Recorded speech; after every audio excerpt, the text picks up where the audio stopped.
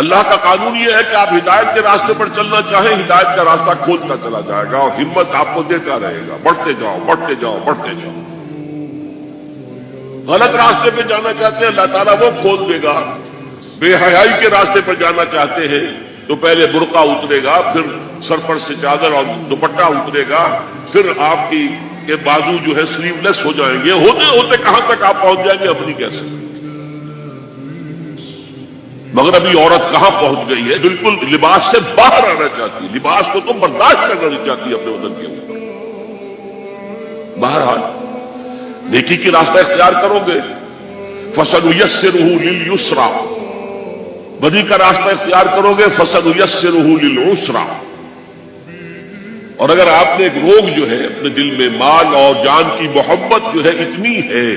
کہ آپ کو اللہ کی راہ میں آگے بڑھنے نہیں دے رہی، جہاد فی سبیل اللہ کے لیے جان اور مال خرچ کرنے کی اجازت نہیں دے رہی، قتال فی سبیل اللہ کے لیے میدان میں آنے کی اجازت نہیں دے رہی، تو آپ کے دلوں میں ایک روگ ہے، ایک مرض ہے، ایک بیماری ہے،